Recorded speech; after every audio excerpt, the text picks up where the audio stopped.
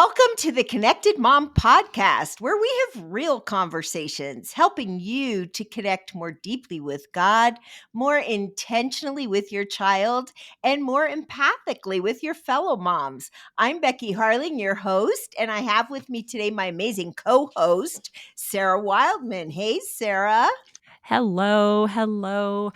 Oh man, I'm so excited about this topic today. We are talking about decorating, and Becky had asked me earlier if it's something I love, and I'd say it is at times. It's funny how you can start in one style and then kind of move toward another one. And so I think my house is in a flux of different styles. I was really into shabby chic back in the day. I had a lot of friends that did that. And so I have like this funky table, but then my husband's into like mid-century modern. So we're a hot mess, really.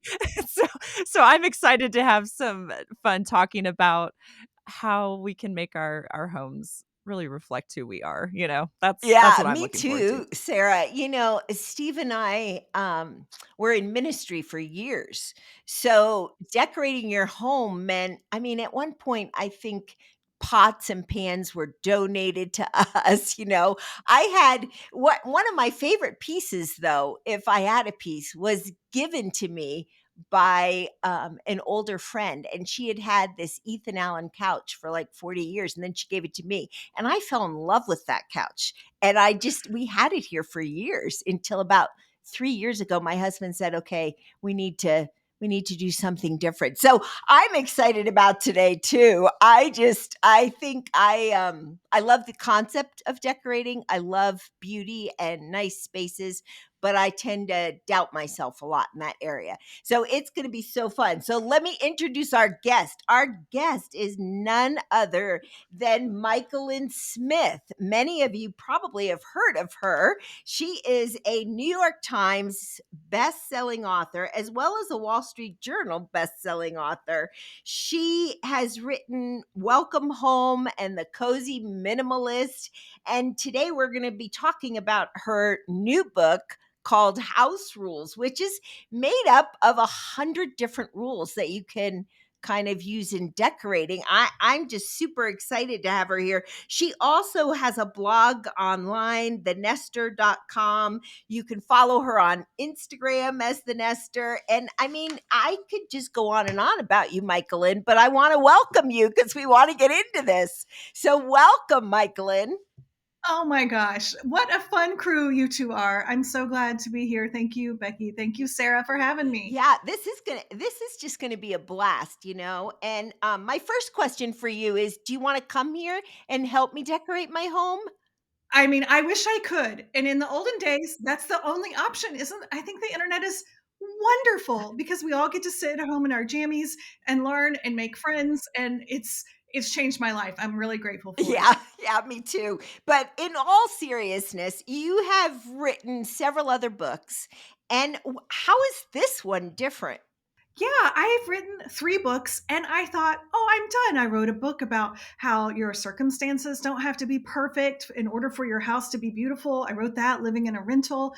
I wrote a book about the 5 phases of decorating. There's an ideal order to make your decorating decisions, really helpful. And then I wrote a book about hosting and decorating through the seasons. And I was like, "Oh my gosh, I've said all there is to say." And then I happened to meet a reader who has all 3 of my books. And she kind of came up really close to me and she said, "I have all your books, but I actually haven't made any changes in my house because I just wasn't really born with a decorating gene." And y'all, I felt like I had completely failed her.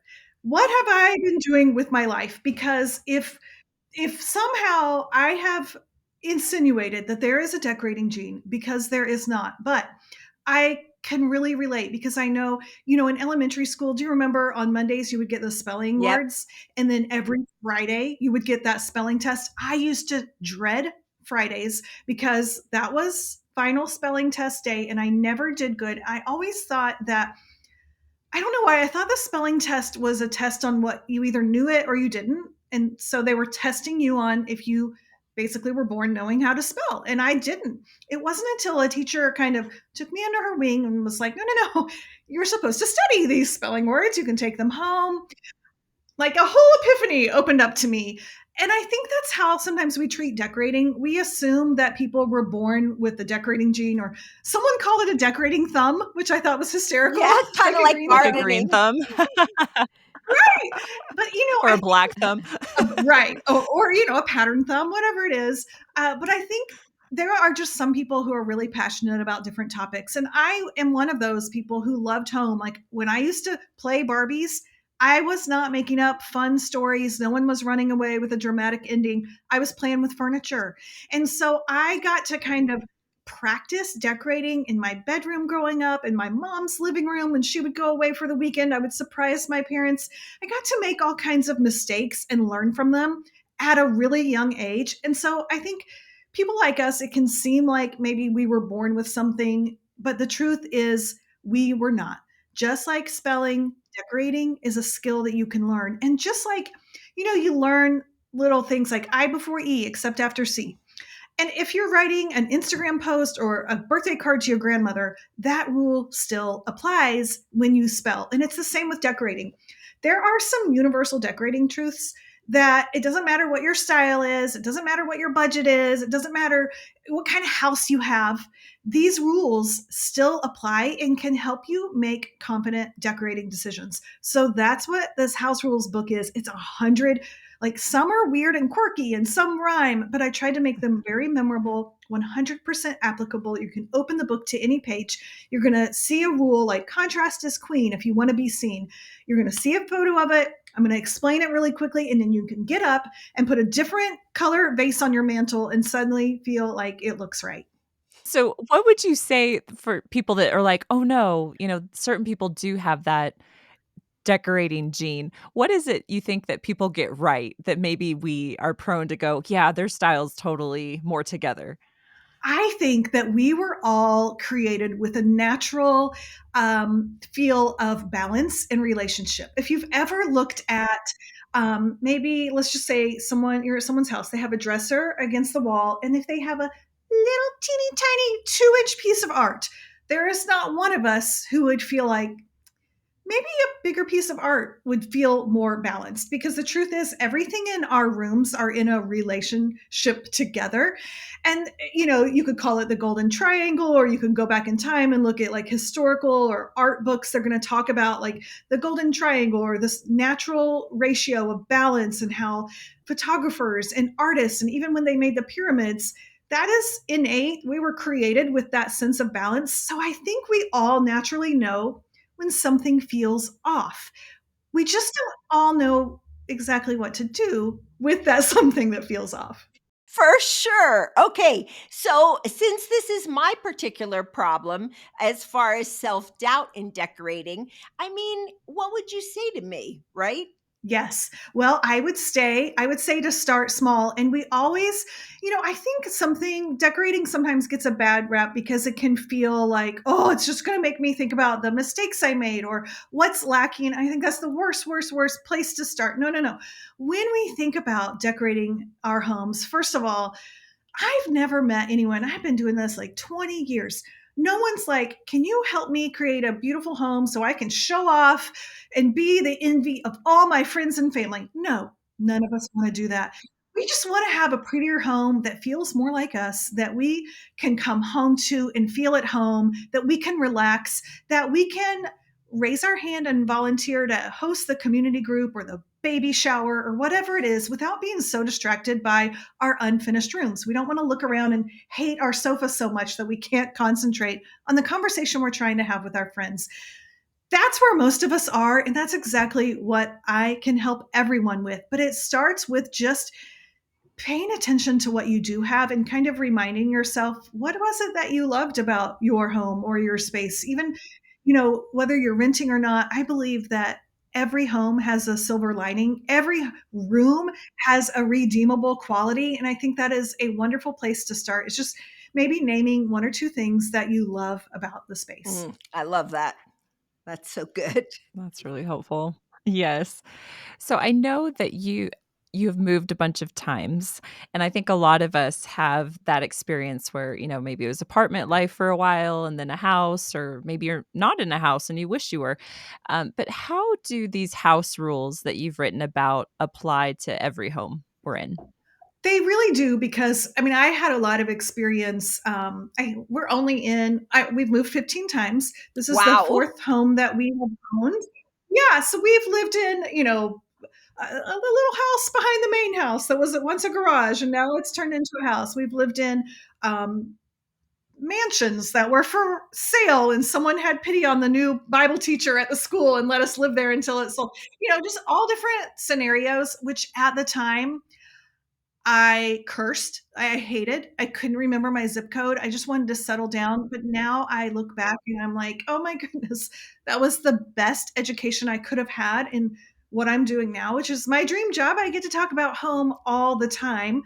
But in the same way that, with that spelling, I before E, except after C, applies across the board, even if you're mid-century modern, even if you're eclectic, like Sarah, you were saying with you and your husband, no matter what that is, there are little decorating truths or rules that can help us kind of give us confidence when we're at home goods trying to decide. So let's talk about the house rule that I mentioned earlier. One is contrast is queen if you want to be seen. So let's say you're renting, your room is white. You have a white sideboard in your dining room. You have white walls. So maybe you have a mirror above that and you're looking for a lamp. You need some lighting in there, which I think is a great order. You want to get your seating, your surfaces, and your storage in. And then I always think about, I call it the homey trinity, your rugs, your drapes, and your lighting. Again, any style. This applies to any style. If you like a certain type of style, you're going to get a different rug, but your seating and where it's placed in your home actually informs the size rug and where it's going to be placed in your room. So there's an order of decor. But when let's say you're in your white room and you say, oh, I need a lamp. Where do you begin? There's a 10 zillion lamps out there in the world. Well, if you know the house rule that contrast is queen if you want to be seen, most of the time when we are making decorating decisions, we want to make a visual impact with what we are, we don't want to buy something invisible that's going to go away. There are times that we do want to do that. So that means if you have a white room with a white dresser and a mirror reflecting your white room, maybe when you go look for that lamp, you're going to look for a lamp with contrast because contrast is queen if you want to be seen. This transcends the trends. This transcends style. This is just, oh, you want to see the item that you're choosing. Let's have our functional decor kind of play a double role and not get a invisible lamp that's like all glass see-through. Let's get something that has maybe some scale, which is another house rule. Nail that scale. Let's get something that has visual presence. And so maybe it's going to contrast. And it's the opposite. Like if your room were really dark, like a moody, inky blue, and you had maybe a dark wood dresser, you might do the opposite. You might get a lamp that's white or really bright so that it provides contrast so that you can actually make a visual impact with it and it counts as decor. I love all of this so much, Myquillyn. Okay, so a lot of our moms that are listening, it's like I can hear them thinking right now while we're all on here, and they're thinking, "I'm raising kids. I don't have a lot of money. I can't go shop at Ethan Allen or someplace like that. I can't get anything high end." What do you say to people that are really on a budget? Where do they start? What do they do? Yes. Well, the thing is, most people are on a budget. Hardly anyone has unlimited resources. And there are so many ways right now, today. I'm so jealous of just the fact that we have Facebook Marketplace. I've been in the place where not really having a sofa budget and just feeling stuck with my sofa because 30 years ago, you just either took it to the dump or you lived with it. But now, if you have a sofa you don't like, you can take a picture of it and sell it for $150 on Facebook Marketplace. And then tomorrow you can buy another sofa for $150 on Facebook Marketplace. Now, that does take time. That does take patience. And, if you're raising littles, you might just say, well, we're just going to keep our sofa for now, which I think is 100% a great idea. I think we underestimate the power of small changes in our home, the power of just adding plant to our room or just brightening it up with a lamp or just putting down the right size rug. everything has a cost, but the cost of everything is not a lot of money. It might just cost your creativity. It might cost to stepping out of your comfort zone and taking a little bit of risk. So, in the house rules book, we have it separated into three different, it's not really chapters, it's just kind of parts. And one is do what you know, use what you have is the next part, and finish what you started. And none of those are go to the furniture store and spend all of your money. Like, it's just not about that. That is what they do on HGTV, and it is one way to make meaningful change in your home. But there are so many other ways that you can make real change. And for most of us, we don't need everything to be new in our room to feel better about it, for it to feel fresh and comforting for us. You can make a couple of 5-minute, 10-minute changes, maybe style your mantle, make some DIY art, maybe hang some different drapes that you found on Amazon, and ta-da, your home feels just like you. Mm, I love that. That's really encouraging. Yes. So you write that decorating starts in your head. That's very interesting to me. I think in my head I have all these great plans that I'll do someday, right? But that's my head journey. But what do you mean by decorating starts in your head? I think we can feel like decorating must start in the furniture store. Like, oh, we need more seating. I guess I need to go to the local furniture store. But that is not actually it at all. Decorating actually starts with just paying attention. And I know it can sound a little bit woo woo, but I think our rooms kind of communicate with us. So the fact that you're familiar, say you do need more seating, the fact that you know that, well, how do you know you need more seating? Well, your kids are sitting on the floor. Or when you have neighbors come over, you're pushing the dining room chairs. So just things like that, of paying attention to what you're moving around in your room, what your family is moving around, or what maybe people are complaining about in your family, or the people that live in your home, what always is in the way, or if there are, the backpacks are always on the floor. It doesn't mean you have to add on to your house and build a mud room. I know in our last house, it was really small. We have three boys in 3.5 years, so they're very close together. And they all had, that middle school, high school age where their backpacks are like 3 feet Yeah. wide and they weigh 50 pounds. But my kids want to do their homework at the kitchen table. And we just had this tiny little house. And it ended up that we had a love seat right smack in front of our fireplace, like touching the hearth. That was just the best place for it for a couple of years. We didn't have this cool mudroom where everyone had their dedicated, little cubby, which would have been amazing. If you have that, I'm so happy for you. I think it's wonderful. We did not, but my kids needed access to their backpacks. And so the solution, I didn't want them to just drop their backpack in the middle of the floor under the kitchen table. So everyone's backpacks just belonged between the fireplace and the love seat, hidden from view, but super accessible. And that worked for us for a couple of years. Just finding those simple solutions that get you function, but also get us the simplicity and, the beauty and that calm look that we as moms crave. Yeah, that is actually what we all crave, I think. So some of your rules are so much fun for me to look through. So talk to us a little. One of my favorite one is remember this Sabbath and keep it homey. So what do you mean by that?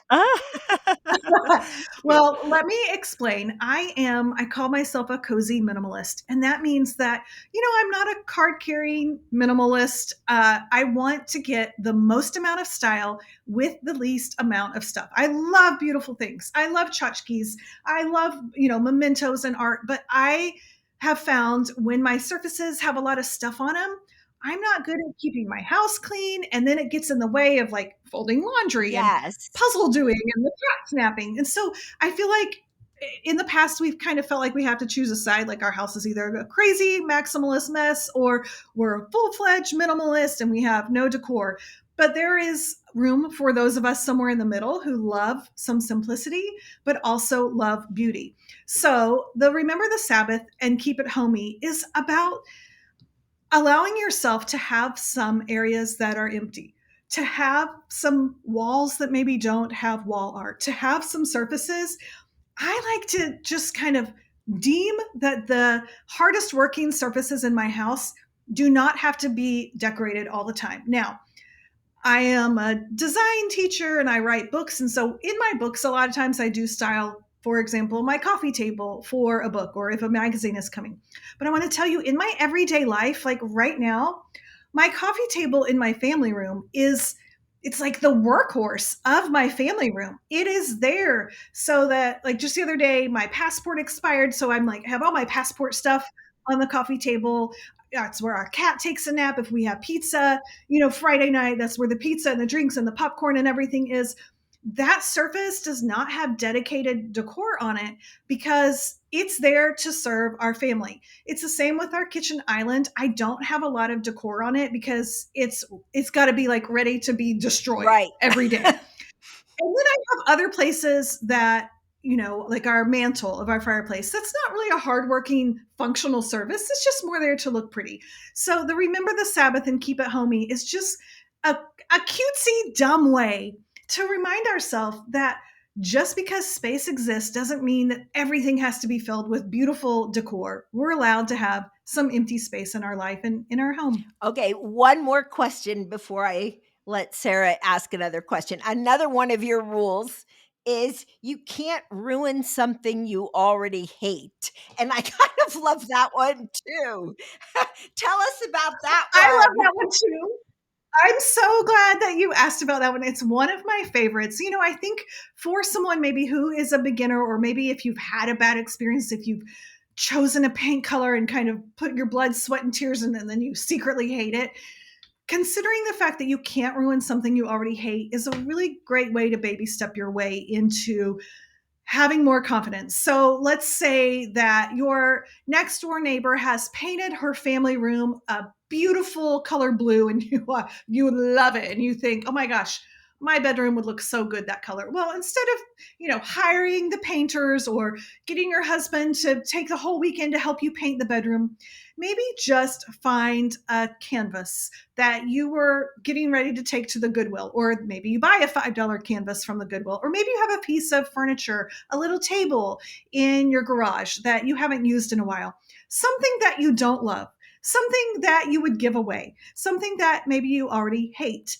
And you say, "Well, I'm going to practice and learn my confidence maybe with that color. On this piece, on this canvas." And so you just can take confidence in the fact that you can't ruin something that you already hate. Practice on that, build your confidence. If you like the color, maybe you paint something bigger, maybe you go to your walls.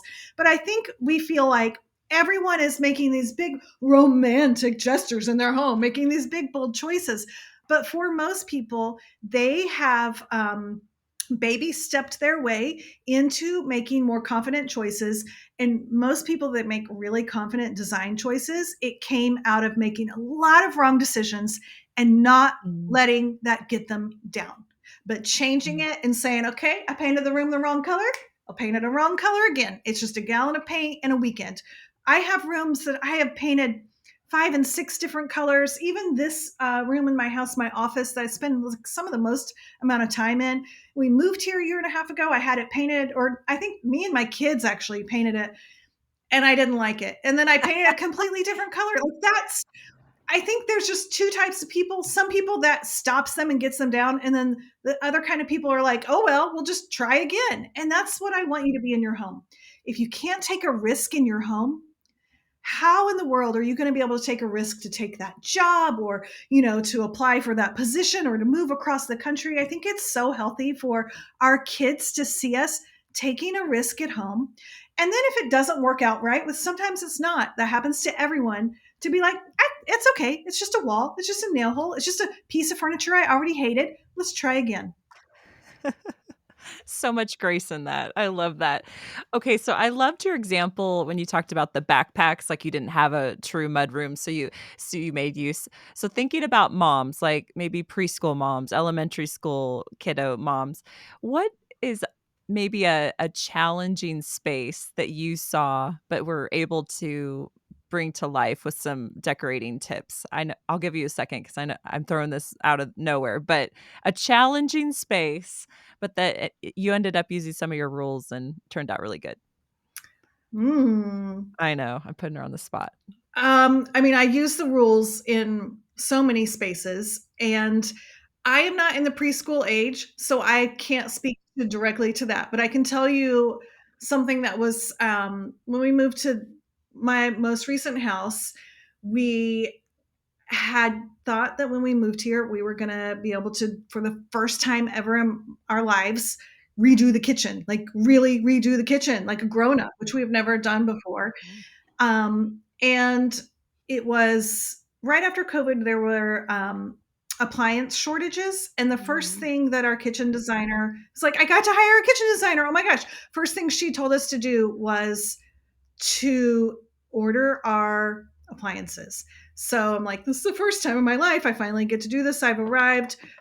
The kitchen appliances are all a year and a half out.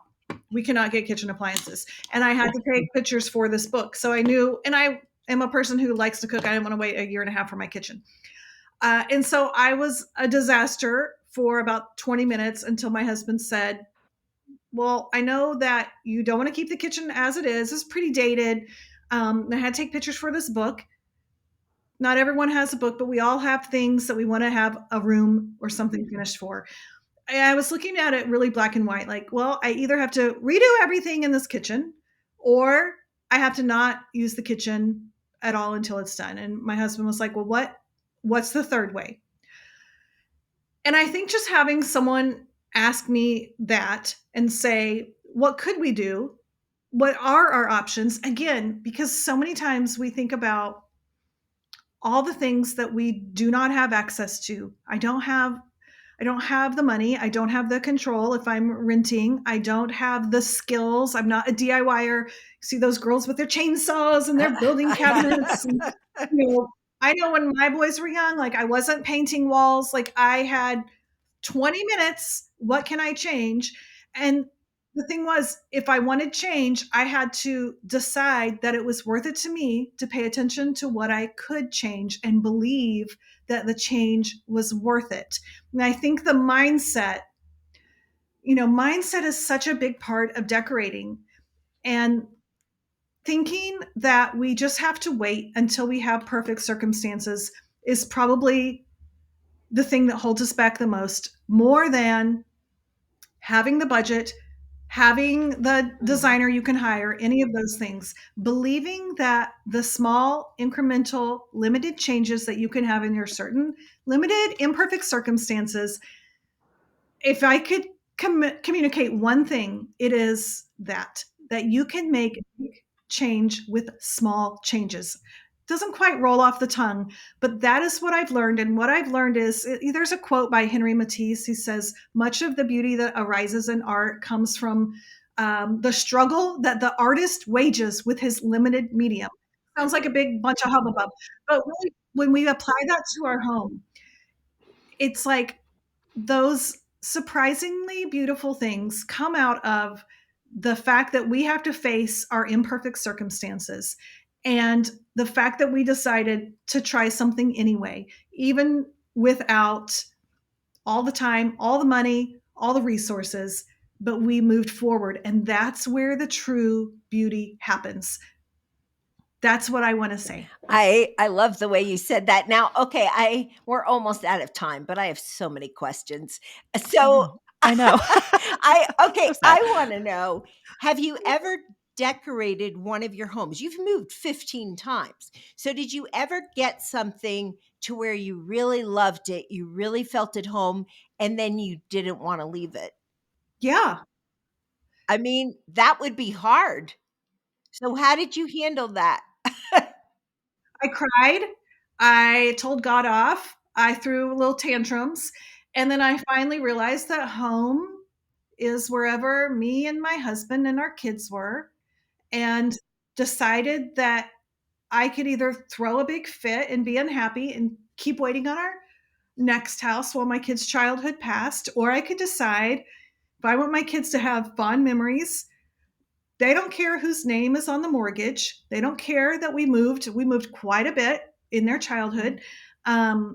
If I could have a good attitude and if I could make home a memorable place by adding little cozifiers, by putting the red books out on Valentine's Day, then they're going to have positive memories of their childhood homes. That's that I think that that is really important for our listeners to hear, because I know we moved a lot too. And sometimes you get so attached to a place and then it's like, "Oh, I don't want to leave this place." It has felt like home for so many years, or for even just a few years. So, it's interesting cuz no matter where we're at in that, either getting ready to take a risk or getting ready to leave something that we took a risk on, we really need the Lord in that process, and I know that you have really leaned into that in your own life, Michael. And is there a favorite verse that you think of when you think of decorating?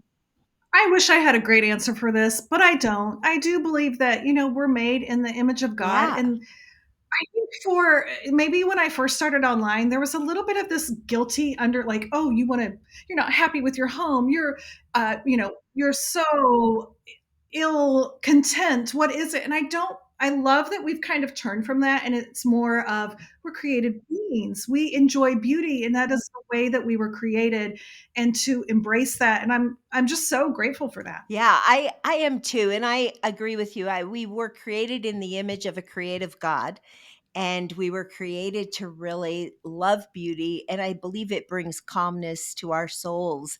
And so this has been just a wonderful interview, Michael. And where can It our flew it by. really did. I can't believe the time is up. But where can our listeners, number one, get your book? And number two, follow your blog, follow you on Instagram, all that kind of stuff. Give us the info. Oh, thank you. Thank you so much. Well, I talk about home all the time. I believe every home has a silver lining. And so you can find me online at thenester.com, on Instagram at thenester. And my book is available wherever books are sold starting April 23rd. We even made a companion free gift if you pre order. I brought a camera crew to my current house. So it's a 1905 Queen Anne Victorian.